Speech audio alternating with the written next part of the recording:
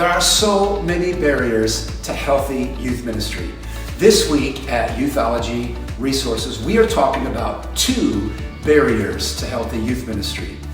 It could be the spiritual health of the youth leader, or a lack of delegated leadership, no theology in the teaching and preaching, maybe not being in the context of teenagers, or even the non-involvement of parents. So many different things that would create an unhealthy youth ministry. But there's no way that we can deal with all of those in one post. So let me give you what I believe is an overlooked but very common fail in youth ministry that I've seen across the country. As a matter of fact, maybe this overlooked failure could really help us to solve some of those other things we just talked about. What am I talking about? Number 1, a lack of collaboration, and number 2, a lack of longevity. So let's talk about collaboration. You've heard of the idea of community, but what about shared communitas? TAS. It's the value of the individual within the community. Community is the whole group, but communitas is the power of the individual. What can one person teach me that could help me shape my leadership? A simple illustration of this is this lack of collaboration is in our sermon prep. How many youth pastors write their own sermons? All alone, right? With no other angles, no other youth leaders, no students, and certainly no other youth pastors. And so what happens is we get our same language, we get our same illustrations. See, one of my favorite questions for youth pastors is to ask them what they are teaching or preaching on. Without some kind of collaborative team, it becomes a very limited vision with the same language and the same thoughts and all of the same ideas over and over in every series. And that can become ideology and not truth. There is a university of information in the circles around us. And so I believe that collaboration could really help in our sermon prep. Why are youth leaders unwilling to reach out to others? I think it's really actually quite easy. Number 1, they don't like to take risks. Maybe risks with their time, risks with other conversations, right? I mean, their ideas, my ideas, and systems have been the only ideas and systems that I have known, or maybe that you know. And there's this loss of the contribution of outside conversations that can bring insight and a different angle to you. So we don't like to take those kind of risks. Number 2, they are not able to work with people outside of their own mission, right? Or your own philosophy of ministry. Because some leaders have a fear of and do not share many external relationships, social fright. Collaboration then isn't high on their way of doing things, especially to leaders who might be outside of your way of doing things, when we really should be talking to those kind of leaders and stretching ourselves, learning from others and what they're doing. Number 3, they do not delegate ownership. One reason why leaders struggle with collaboration is because they like to do it all themselves. Some leaders rarely engage others to share in the work. And a leader who has no encouragers or sons and daughters or proteges, right, can easily lose buy-in to the overall mission. And now it's such a closed mentality, right? No external insight and opinions, and the opinions that might create a greater vision or clear up blind spots, in a leader. And that workload then is shared individually, and the buck stops here, rather than the buck starting here and me helping people spend that in the organization, right? Number four, they are internal and not external in scope. No missional thinking, no contextualization, no diversity. Everything is about the program and not the people. And because this vision is like homebound, then their language, their thoughts have ceilings and fences placed around them. And that's not a very diverse message that we bring to our crowd. As a matter of fact, I think it shortens our influence, and it enculturalizes us within the system, and we don't see the larger globe. We don't see the larger community outside of us that could be pouring into our youth ministry. Collaboration is so important. And number 5, I think, is obvious. Some leaders are just too proud. It's a pride thing, right? All right, let me get to the second thing that I think adds to our boundaries and unhealthy youth ministry, and that is a lack of longevity. Man, I think there are so many reasons for a lack of longevity in youth ministry. It could be, mental or emotional wellness, or it could be a social fear. It could be a lack of delegating team and overload that results because I don't delegate. It could be no goals, no clear goals or objectives, or maybe not even having a mentor or rabbi in your life.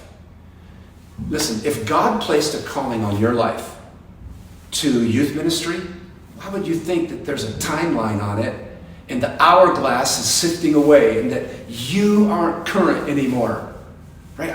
I don't believe that there are youth leaders who age out of youth ministry. Listen, I do believe some leaders are called to ministry, and maybe they're called to ministry in general, and then they begin in youth ministry. But if God has called you to youth ministry specifically, He hasn't changed His mind. He doesn't get out of date with His thoughts and His prayers and His creativity. Think about it this way. Let me ask you a question. Can you imagine if we had 100 youth leaders over 50 years old in this nation? Wow.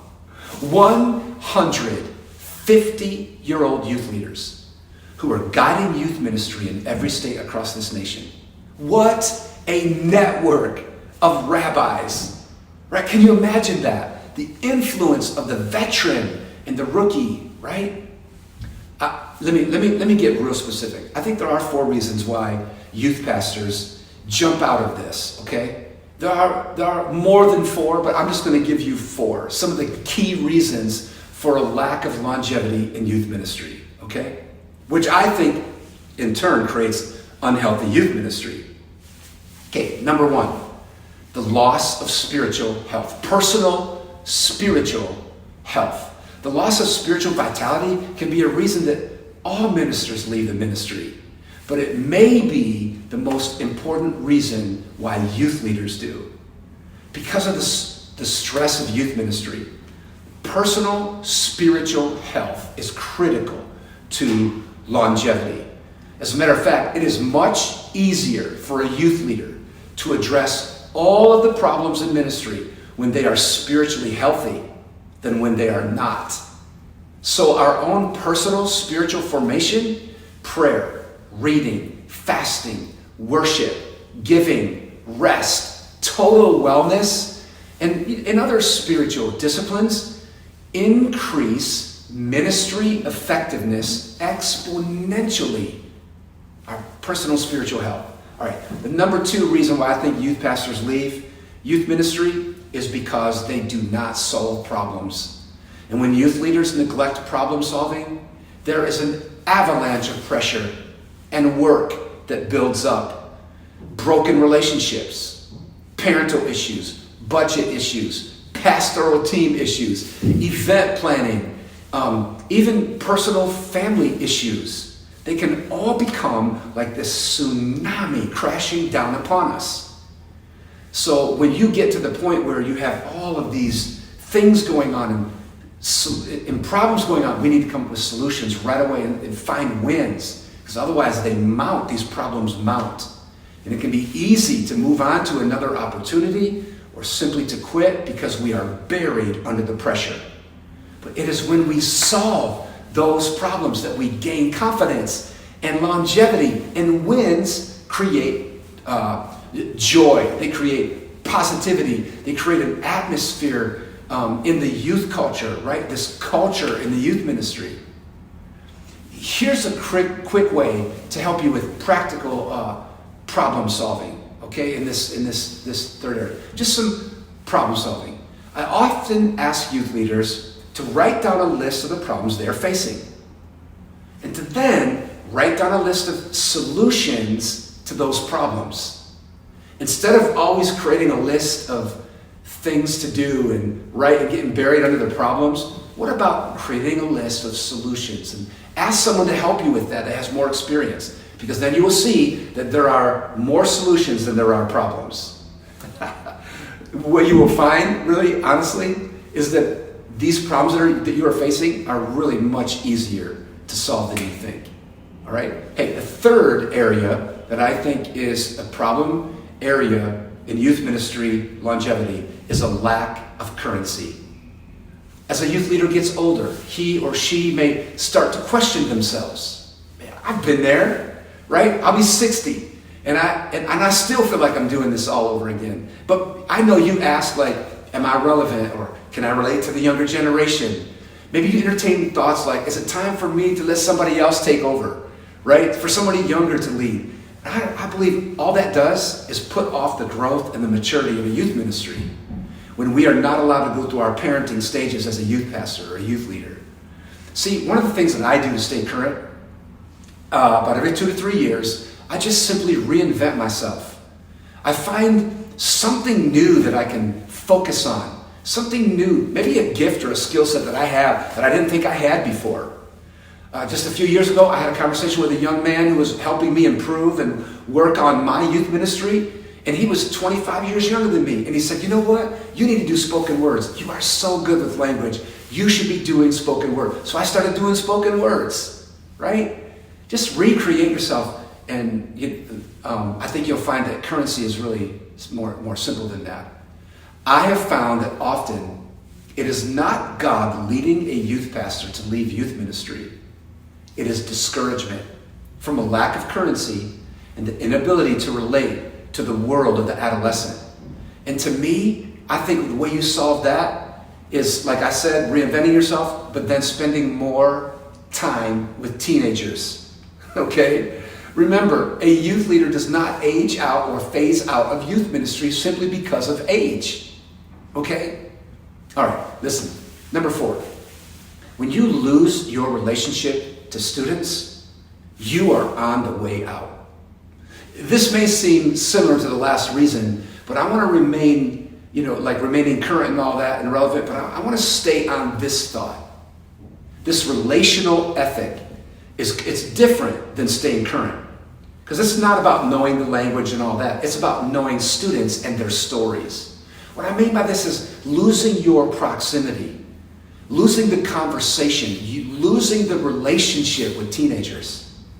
When youth leaders are not in the context or the setting of teenagers, that adolescent setting, it is easy to lose the love of the youth culture. Miss the personal stories that make up each student, and then we become statistical and sterile in our approach to youth ministry and teenagers. As a matter of fact, I think the more time you spend with teenagers, the longer you're going to be in youth ministry. And the more time you spend with adults, the less time you're going to be in youth ministry. Ministry is about relationship. Did that challenge you there a little bit? And relationship in youth ministry may be at a whole other level of importance when it comes to longevity in youth ministry. The greater our relationship with teenagers, and not just the systems and the tasks and the day-to-day and the planning and the event and the structure, right? Our youth ministry needs us to be emotionally present, right? Because I think the more time you spend with adult leaders, the more of a burden and passion you have with them. It's not that I don't spend time with them. I had great leadership meetings, but I told my leaders, don't let me spend too much time with you and forget about the teenagers, right? So two things to help with that: know their names and know their stories. The stories will light a passion in you. It will bring you purpose. It will bring you conversations on how to talk to teenagers when you don't just know their name, but you know their story. So let me challenge you the more time you spend with teenagers, the longer you will be in youth ministry. And the more time you spend with your adult leaders, the quicker you will be out of youth ministry. Balance that, okay? There's nothing wrong with leadership development. Okay, I'm not talking about that. You know the passion that we have here at Youthology for that. But I'm talking about your time with your target. Time on target, missiology. Okay, hey, finally, let me ask you a few questions to close out this post. Okay? When is the last time you cried for a teenager? Not cried because of the teenager, but when is the last time you cried for a teenager? Do you know their names? Do you know their stories? You know their stories? Because their stories will light a passion inside of you to do something about their world. Ask yourself these questions on a regular basis and you will be well on your way to a healthy youth ministry. Collaboration, come on, let's work together to win a city, right? To get unstuck with ideas and remove ceilings and fences. And finally, longevity. Let's look at these kind of things that we can do to lengthen our stay in youth ministry. God bless you. Thank you for joining us again this week. Have a great week.